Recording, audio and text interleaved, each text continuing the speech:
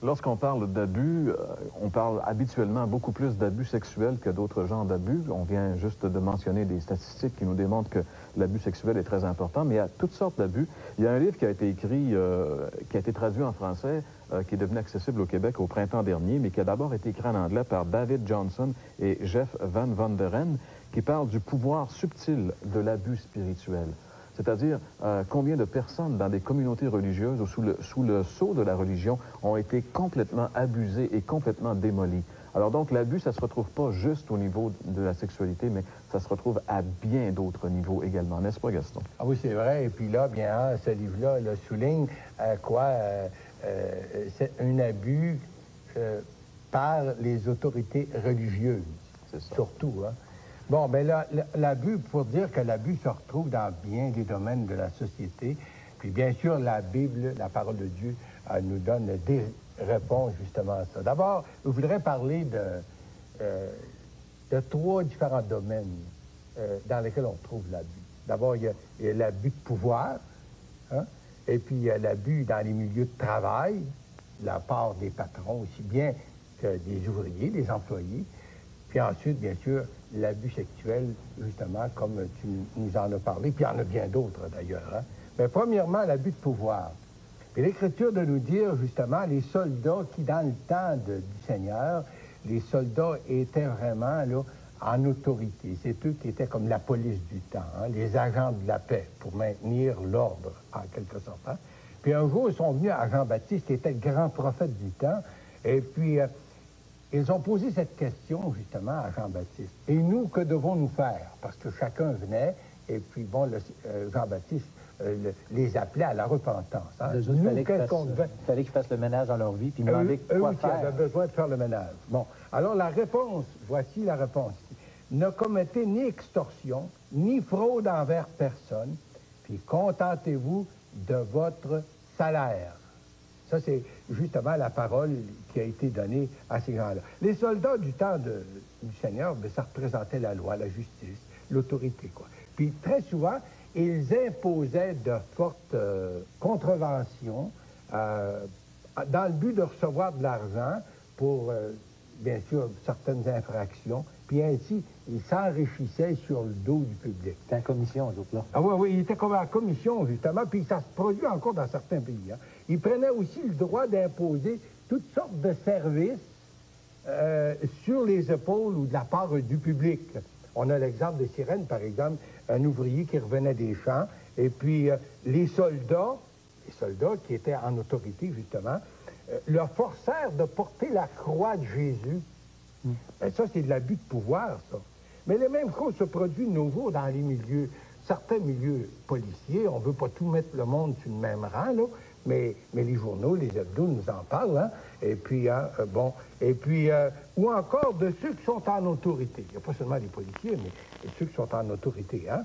Il y a de l'abus aussi de pouvoir sur le plan physique. Ça aussi, on le voit. Aujourd'hui, dans les bulletins de nouvelles, hein, on nous représente ça, justement. Il y a de l'abus sur le plan physique, dans les foyers, mais aussi dans le public. Hein. La Bible condamne toute forme d'abus. Ça, c'est sûr. Et puis, le deuxième point, c'est l'abus dans les milieux de travail. Bon. Il y a de nos jours encore des patrons qui ne payent pas bien leurs employés. Hein? Et puis, ils font travailler pour pas grand-chose ou presque pour rien. Et puis qui demandent très souvent trop de travail de la part de leurs employés. Hein? On pourrait penser à tous ces enfants là, dans les pays asiatiques qui sont exploités d'une manière incroyable. Ils travaillent pour presque rien. C'est des jeunes enfants qui travaillent des 12 ici, j'ai souvent entendu des histoires que, bon, quelqu'un est engagé pour, en principe, un certain nombre d'heures à certains salaires. Le salaire ne bouge pas. Le nombre d'heures augmente de 50 % et on demande, bon... Ça aussi, c'est de l'abus, ça. En effet. Et puis, quand même, l'Écriture nous rappelle que l'ouvrier mérite son salaire. Hein? La Bible, c'est ce qu'elle nous enseigne. Ça, c'est l'équilibre. Hein? Puis dans l'Épître de Jacques, justement, là, il y a un beau texte qui dit « Voici le salaire des ouvriers qui ont moissonné vos champs et dont vous avez frustré cris, et les cris des moissonneurs sont parvenus jusqu'aux oreilles du Seigneur des armées.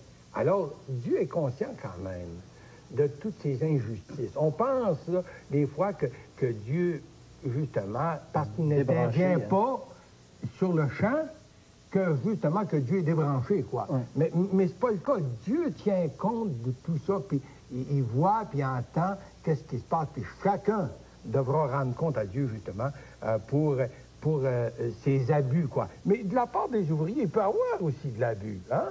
Il y a des ouvriers qui peuvent abuser des largesses puis des bontés de leur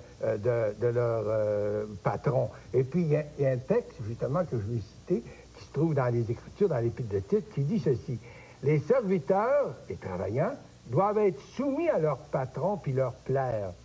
De ne pas être contradisants, ça veut dire chialeux, de ne rien dérober, de prendre justement ce qui n'est pas à eux. Bon, ici, ils travaillent avec les outils du patron, par exemple. Ils ne doivent pas, hein, le soir, emmener chez eux ces outils dans leur boîte à lunch, hein? Bon, ou autre. Ou encore, ils doivent servir avec une parfaite fidélité et ainsi faire honorer le Seigneur. C'est ça que l'Écriture dit. La Bible est toujours comme ça. Hein? Moi, je suis toujours frappé comment il y a un équilibre. La Bible va donner des instructions pour les patrons. Elle va donner des instructions pour les employés. Pour les employés, en effet. Elle donne des instructions pour les parents.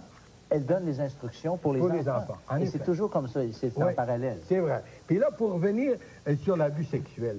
L'abus sexuel, c'est le résultat où ça commence toujours avec la convoitise de la chair. C'est là où ça commence. Dans le cœur de l'homme. Vous savez, et là, lui, là, l'homme, là, il regarde, et puis il convoite, puis là, il passe à l'action.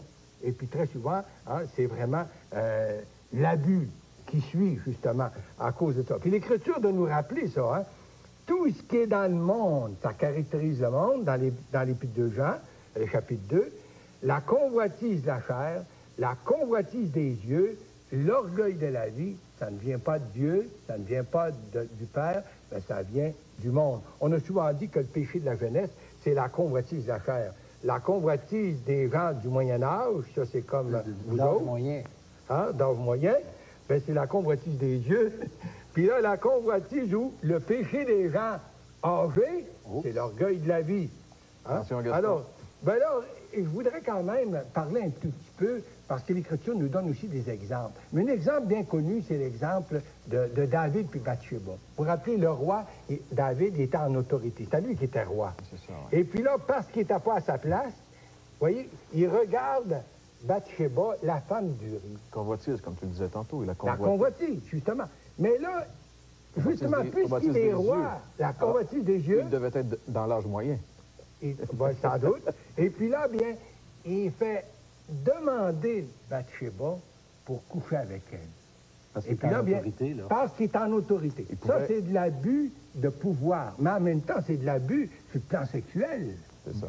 Et puis là... Il se sert de son pouvoir de roi pour abuser cette femme. En effet. Plus que ça, le roi David fait venir Uri, le mari de cette femme Bathsheba, parce que, bon, elle déclare qu'elle est enceinte de David. Et puis là, bien, il fait venir Uri, son mari, pour qu'il couche avec sa femme. Il est sur le champ de bataille, là. Puis là, bien, Uri, lui, bien, fidèle au roi, bien, il ne permet pas, lui, justement, d'aller prendre des vacances chez eux quand ses copains sont à la guerre. Alors, qu'est-ce que David fait? David le fait placer dans une place impossible, justement... Où c'est certain qu'il va mourir. Justement, là où il va laisser sa peau. Et puis, ça finit que... Pour se débarrasser de lui, de ce justement, pour essayer de camoufler. Et puis, c'est justement ce qui arrive très souvent avec l'abus sexuel. Hein?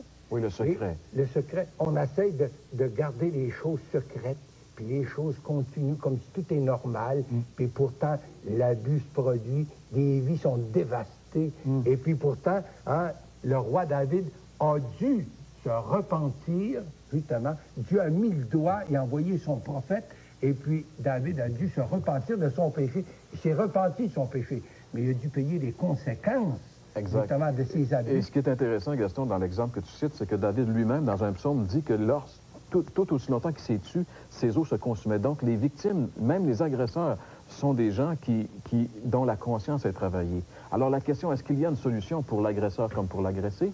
Nous croyons que oui, et nous vous donnons cette solution dans un instant.